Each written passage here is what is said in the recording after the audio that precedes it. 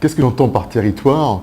C'est une question que je me suis posée il y a déjà quelques années, notamment, alors avec un filtre très particulier, j'ai eu à faire un enseignement en commercial au sein d'une école d'ingénieurs, le NTPE, qui forme des ingénieurs de travaux publics. Et donc, la conception assez répandue dans ce type de formation et chez les collègues qui sont ensuite en poste, c'est une conception de territoire support. Le territoire est un support sur lequel on va agir, avoir un certain nombre d'actions par les infrastructures, par des politiques de développement. Et c'était effectivement pour aller à l'encontre de cette conception qui est un traçage en revue de ce qu'on peut appeler territoire entre différents proches, hein, les zones finies aux zones infinies, un certain nombre de choses, et pour arriver à faire comprendre aux étudiants qu'en fait le territoire était un construit, et ça c'est extrêmement important. On ne peut pas parler de territoire sans parler de la population qui l'occupe, sans parler des activités économiques. Donc le territoire est un construit, et le territoire fait l'objet de processus au pluriel qui vont le modifier, le moduler constamment au fil du temps.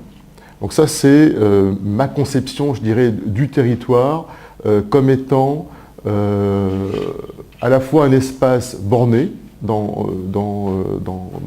l'espace, mais affecté par un certain nombre de processus et de dynamiques. Alors, quels sont les auteurs qui m'ont beaucoup aidé pour travailler sur le territoire? En fait, comme j'avais un filtre qui était un filtre lié à mon activité en matière d'économie des transports, de relations transport-aménagement, j'ai beaucoup utilisé les travaux d'auteurs qui, au départ, ont posé la question de l'organisation territoriale. Et quand on parle d'organisation territoriale, on pense, je dirais, aux pères fondateurs de l'économie spatiale, en quelque sorte, que ce soit von Thunen, Christaller, Weber, pour ne citer que peut-être les plus célèbres et les plus anciens, sur la question organisation territoriale et lien immédiat avec le transport et les axes. Et puis, plus récemment, et là je pense plutôt aux travaux qui m'ont intéressé, que j'ai pu faire plutôt sur les dynamiques urbaines, sur la métropolisation, et là je pense plutôt à des auteurs comme Claude Lacour, hein, qui ont beaucoup travaillé sur la métropolisation, avec une approche et une conception qui ne définissait pas le territoire urbain ou les territoires urbains comme étant figés, mais à travers un certain nombre de fonctions. Et ça, c'est aussi un point qui m'a beaucoup aidé. Alors, quel est le socle conceptuel que je peux développer autour de la notion de territoire? Je dirais que par rapport aux travaux que j'ai pu réaliser, les approches m'ont conduit à essayer de trouver, de mettre en évidence, ça ne veut pas dire que ça peut se faire à chaque fois, un certain nombre de tendances lourdes que l'on peut retrouver au sein d'un certain nombre de territoires. Et ça, c'était l'idée que, bien qu'il y ait de grosses différences entre les territoires, que l'on soit dans un pays développé, dans un pays en développement, dans des petites villes ou dans des grandes villes, c'est l'idée que cette fameuse métropolisation, qui est de fait un processus, c'est l'idée que ce processus affecte l'ensemble des territoires. Et quand on parle de métropolisation, on ne parle pas simplement des plus grandes villes. On ne parle pas simplement de Paris, Tokyo, New York, etc. On parle aussi des petites villes. Parce que si on définit la métropolisation comme un processus qui est à la fois de concentration, d'étalement et de ségrégation, on voit bien que ce processus va affecter l'ensemble des territoires, y compris, par défaut, les territoires périurbains et peut-être même les territoires ruraux. Et c'est d'ailleurs Claude Lacour qui a développé il y a quelques années hein, le concept de métropolisation. Alors, il manque les questions, là, on peut les réafficher ou elles vont revenir. Bon. Alors, pour revenir sur ce processus de métropolisation et donc revenir un tout petit peu en arrière sur comment ça a impacté les travaux que j'ai pu développer, concentration, étalement, ségrégation, donc qui affecte l'ensemble de la hiérarchie urbaine des plus grandes villes aux plus petites villes.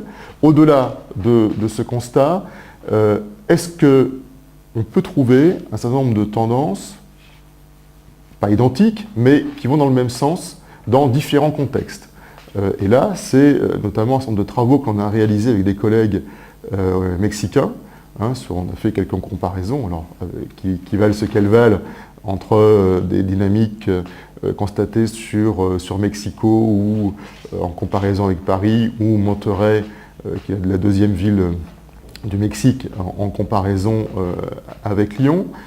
Et ces travaux, toutes proportions gardées, avec évidemment quelques réserves à avoir sur la comparabilité de certains résultats, nous ont montré que les dynamiques qu'on pouvait mettre en évidence dans ces espaces montraient de grands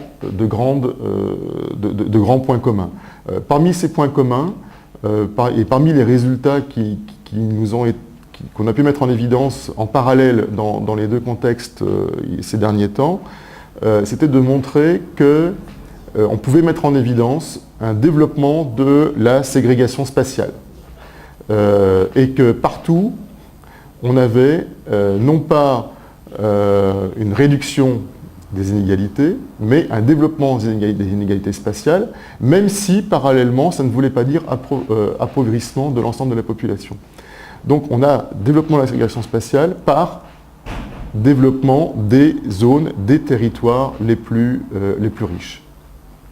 Alors j'ai, à travers ces quelques exemples-là, donc par rapport aux questions de lien entre réflexion théorique et recherche appliquée, la question de la recherche appliquée a été développée sur un certain nombre de villes françaises, Lyon, Grenoble, Dijon, Marseille, Paris, je crois que j'ai déjà évoqué Paris, et côté mexicain sur Monterrey, Mexico, également d'autres villes comme Querétaro, où on a aussi développé quelques travaux.